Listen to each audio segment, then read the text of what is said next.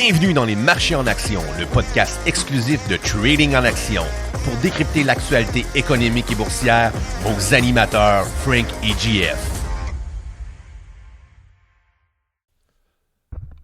Bon matin tout le monde, on est jeudi le 30 octobre. Bienvenue au marché en action. Bon matin Frank.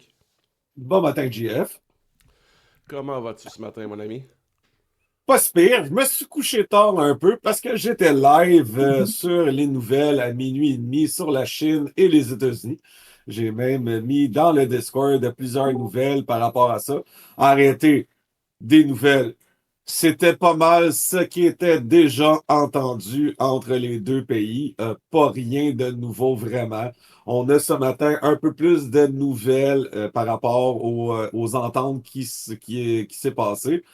Mais rien d'extraordinaire, là. Je veux dire, c'était sensiblement ce qui était entendu entre les deux pays. Il n'y a pas, il y a pas grand gagnant de cette entente-là. Je veux dire, c'est exactement, mot pour mot, pratiquement ce que le marché anticipait. Donc, la Chine va reprendre ses importations de soya des États-Unis. Donc, on a 25 millions de tonnes métriques qui vont être achetées pour les 3 prochaines années. Ce qui est, soit dit en passant, plus bas que les niveaux de 2021, 2022, 2023. Donc, tu sais, oui, c'est une bonne nouvelle parce que c'est mieux que zéro, mais en tant que tel, c'est pas fantastique. On voit que le prix du soya fait pas grand-chose ce matin non plus. Donc, il n'y a pas personne qui tombe en bas de sa chaise avec ces chiffres-là. Les exportations, le contrôle des exportations des métaux rares est repoussé d'une année, ce que la majorité du monde attendait parce que c'était déjà mentionné par le premier ministre chinois Li, qui avait dit que les exportations allaient vraiment être, le contrôle des exportations allait être repoussé d'un an. Et ça va être renouvelé à chaque année, ce contrat-là. Donc, pas rien de nouveau par rapport à ça. Des ententes. On n'a pas parlé des chips encore sur le président avec le président chinois. Ça va être dans d'autres pour parler. On baisse de 10% les tarifs sur le fentanyl parce qu'on juge que la Chine va faire des efforts pour contrer la production de fentanyl chinoise. Encore là, on passe de 57% de tarifs à 47%. Là. Je veux dire, c'est pas wow, là, on a gagné, puis hey, ça va mieux, puis tout ça. Là. Je veux dire, on a quand même 47% de tarifs sur les produits chinois. Pour le reste, là, sérieusement, c'est un meeting qui est très décevant. Trump vend son meeting comme quoi il a fait des gains phénoménales, puis tout ça. Je veux dire, il a dit que son meeting sur une échelle de 0 à 10, c'est un niveau 12. Mais en réalité, il n'y a pas de niveau 12 là-dedans, mais pas en tout. Là. Je veux dire, les États-Unis ils gagnent pratiquement rien. Là. Je veux dire, il faut dire que la chose par rapport aux métaux rares, là, c'est les États-Unis qui avaient mal compris le principe. Là. La Chine stoppait pas les exportations, faisait juste contrôler les exportations. Donc, à place d'envoyer les métaux rares à n'importe quel pays, tout ça, n'importe quelle quantité, il allait juste contrôler pour s'assurer que la demande intérieure, on allait être capable d'y répondre. C'est simplement ça que la Chine disait. Euh, Sinon, tu sais, Trump qui dit qu'il faut recommencer les tests nucléaires, que la Chine dit qu'on va continuer nous autres aussi, ça n'augure rien de bon par rapport à la guerre Ukraine-Russie par rapport à ça. Donc, on pense peut-être que cette guerre-là finira jamais. Mais sinon, là, on verra. Là, c'est rien de phénoménal dans les pourparlers. C'est exactement ce qu'on était ce qui était prévu. Le marché réagit pas du tout. Là, ce matin, on est flat all across the board. Il n'y a pas grande réaction. Là. Le marché est comme sur sa fin. Là. Je veux dire, on s'attendait pas mal à ça. Puis, il reste que moi, je considère la Chine grande gagnante de ça. On verra ultimement si les États-Unis vont s'en sortir vainqueurs sur le plus long terme. Puis après, moi, je pense que la Chine a gagné là-dessus. Là. On achète moins de soya que les autres années, pareil. On dit que oui, on va en acheter, mais on achète moins. On dit que les contrôles d'exportation sur les métaux rares vont être juste repoussés d'un an. On baisse les tarifs chinois. Je veux dire, il n'y a pas, il y a pas, il y a pas grande victoire là-dedans pour les États-Unis. Là. Tu sais, même ce matin, là, le deal là, par rapport aux métaux rares, là, les stocks de métaux rares aux États-Unis montent ce matin. Donc, on fait comme, ouais, il va peut-être falloir quand même faire les métaux rares, la production aux États-Unis, parce que justement, on n'est pas sûr du deal en tant que tel, que ce soit si fort que ça. Donc, c'est ce qu'on appelle en bon québécois, là, un shit show, là. Donc, tu sais, pas rien pour écrire à sa mère, pas rien de fantastique. On va plus se tourner vers les résultats financiers qu'il y a eu hier soir.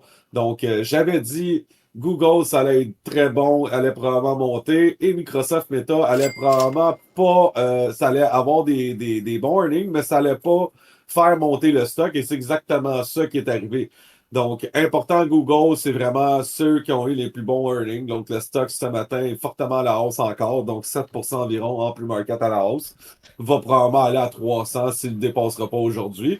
Microsoft dans environ 2,quelques%. Il remonte un petit peu là. Donc, super bon résultat financier. Microsoft, la seule chose qu'il faut considérer, c'est la perte de 3,1 milliards à ses livres par rapport à ses investissements dans OpenAI. Microsoft a mis jusqu'à maintenant 11,3 milliards dans OpenAI. On se rappelle que OpenAI est évalué présentement à 500 milliards là, selon la dernière ronde de financement. Donc, ça, c'est quand même louche. Là. Ça semble être juste une affaire comptable là, que Microsoft prenne une perte de 3,1 milliards dans OpenAI. Mais somme toute, le reste des résultats est quand même bon, mais on n'a pas une croissance en haut de 20%. On tombe à 18%. Je pense que le marché aurait voulu le 20%. Là. Comme je vous dis, ce 20%-là de croissance des revenus par les gestionnaires de portefeuille, ils aiment bien ça. Là. Donc, on n'a pas eu 20%, on est tombé à 18%. C'est quand même des très bons résultats financiers, mais lorsqu'on est price to perfection, on en veut toujours plus.